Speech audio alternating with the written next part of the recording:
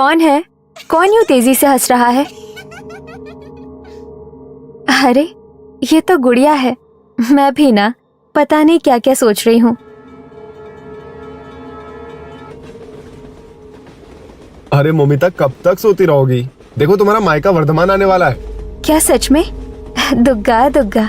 कहते हुए उसकी आंखों में चमक आ गई और वो ट्रेन के गेट पर खड़े हो अपने मायके की खुशबू को महसूस करने लगी। उसे इस तरह करते देख देव जोर जोर से हंसने लगा। मोमिता, तुम्हारी शादी को 12 साल हो चुके हैं, मगर आज भी तुम बिल्कुल नई नवेली दुल्हन जो कि पग फेरी के लिए आती है, एकदम उसकी तरह बिहेव कर रही हो। देव बाबू, आपको क्या पता, अपने मायके पहुंचने की जो खुशी होती है ना, वो 90 साल की औरत को भी वही होती है जो 25 साल की नवयुवना को होती है। देखो, आज भी कुछ नहीं बदला। हमारा वर्धमान वैसे ही सुंदर है। हाँ, खूबसूरत तो बहुत है, मगर तुमसे कम। कहते हुए देव ने उसे अपनी बाहों में भर लिया। कुछ सेकंड्स बाद ट्रेन जैसे ही रेलवे स्टेशन पर रुकी, प्लेटफॉर्म पर मोमिता के पिता और भाई दोनों उन्हें लेने के लिए आए हुए थे। उन्हें देख मोमिता कुछ नाराज होकर बोली, बाबा, मैंने आपको मना किया था ना, फिर भी आप क्यों आए? मैं अकेली थोड़ी ना थी, मेरे साथ देव बाबू थे ना। मना तो हमने भी तुम्हें किया था कि यहाँ पर मत आना, मगर तुम तो आई ना। भाई की बात सुन मोमिता गुस्से में कुछ बोलने ही वाली थी कि देव ने उसका हाथ पकड़ लिया और उसके कंधे पर हाथ रखकर उसे खामोश रहने का इशारा किया। फिर मोमिता के भाई से बोला, दादा, कुछ समझ में नहीं आ रहा है कि आप लोग ऐसा क्यों बोल रहे हैं। पिछले 5 सालों से आपने मोमिता को आने के लिए मना कर रखा है। आखिर कब तक अपने मायके से वो दूर रह सकती है? अरे उसकी भी कुछ इच्छाएं हैं या नहीं? बेटा, क्या हमारी उससे मिलने की इच्छा नहीं होती है?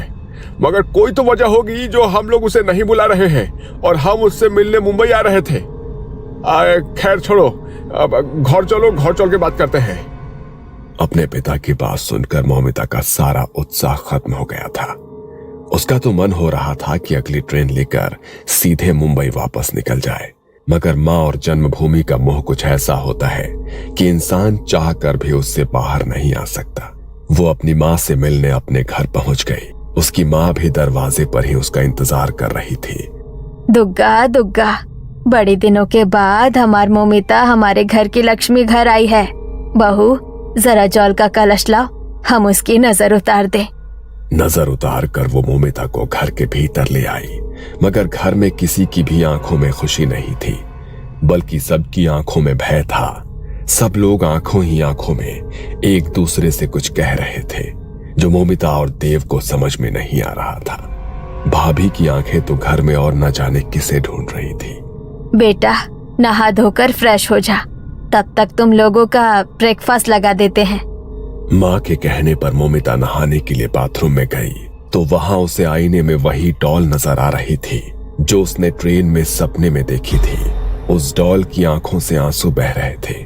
अचानक से वो डॉल गायब हो गई और कांच पर लिखा हुआ था, बुआ आ गई तुम। ये देखकर वो घबरा गई और नहाना भूल गई। तभी उसकी माँ ने बाथरूम का दरवाजा बजाया। क्या हुआ? इतनी देर से अंदर क्या कर रही है? मुझे तुझसे बहुत सारी बातें करनी है। फिर आज शाम की तेरी ट्रेन भी है ना? शाम की ही ट्रेन? मगर क्यों? बस वो ना पूछ, तू नहा करा। कहकर वो अपनी जगह से उठकर जाने लगी तो मोमिता ने तुरंत बाथरूम से बाहर आकर उन्हें रोक लिया। कुछ तो है जो आप सब हमसे छुपा रहे हो, बताइए ना क्या है? तुम मुझसे बोलती है ना दादा, आप कैसे भाई हो जो अपनी बहन को याद भी नहीं करते? अरे कोई भाई ऐसा होगा क्या जो अपनी बहन को याद ना करे? मगर हमारी मजबूरी है जो हम तुम्हें यहाँ पर आने से रोक रहे हैं। बहुत बड़ी गलती हो गई है हमसे। कहते हुए उसकी आंखों में आंसू आ गए। गलती? कैसी गलती? बताइए ना भैया, क्या हुआ? मोमिता का भाई कभी अपनी पत्नी को देखता तो कभी अपनी माँ को। दोनों उदास थी, मगर माँ की आंखों में पश्चाताप तो भाभी की आंखों में क्रोध नजर आ रहा था। उसने गुस्से में अपने पूरे परिवार की ओर देखा और कुछ सोचते हुए वो कहानी सुनाने लगी। रात का वक्त, सड़कें सुनसान, कोई भी उसे सड़क पर आना जाना नहीं कर रहा था। उस सड़क पर केवल एक लोग कार से जा रहे थे। तभी आपके भैया ने कार शमशान के सामने रोक दी। अरे ये क्या, आपने ये कार यहाँ क्यों रोक दी?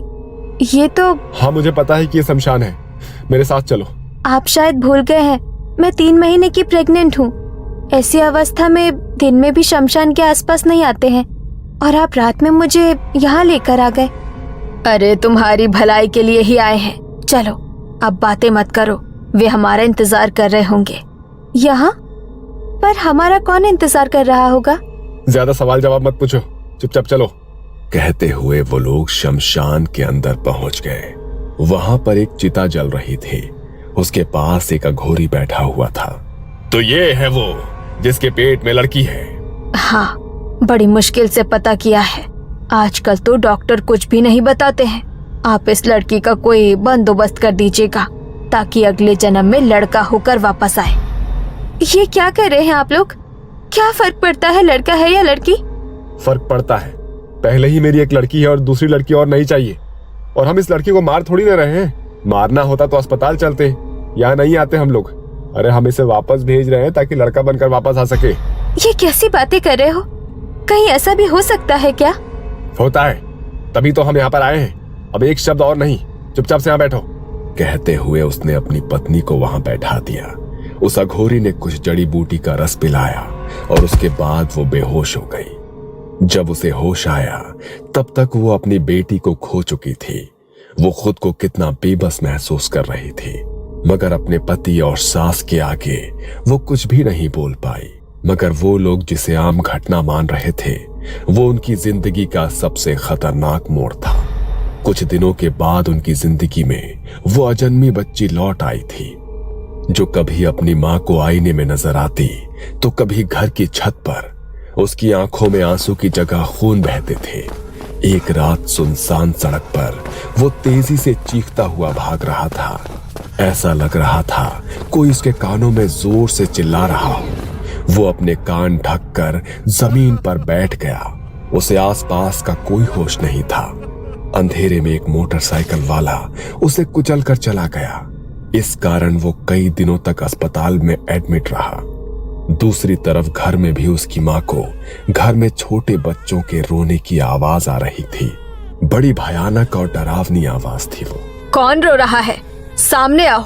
मगर आवाज और तीखी होती गई। माँ देर रात तक उस आवाज के सोर्स को ढूंढ रही थी। पूरे घर की लाइट कभी आती तो कभी अंधेरा हो जाता। माँ पागल होकर दीवारों पर सर मार रही थी। उस रात घर में एक बेटी मोमिता की पहली भतीजी की मौत हो गई थी। किसी को नहीं समझ आया कि उसके साथ क्या हुआ। उसके खून से दीवार पर लिखा था, तुम्हें बेटी नहीं चाहिए ना, अब इस घर में कोई बेटी नहीं रहेगी। हम लोगों ने तांत्रिक को भी बुलाया, मगर वो भी कुछ नहीं कर पाया। उसने सिर्फ इतना कहा कि अब इस घर में किसी बहन बेटी को मत आने देना। अब हर रात हमें इसी डर के साए में जीना पड़ता है। आज भी इस घर में मेरे बच्चों के रोने की आवाज आती है।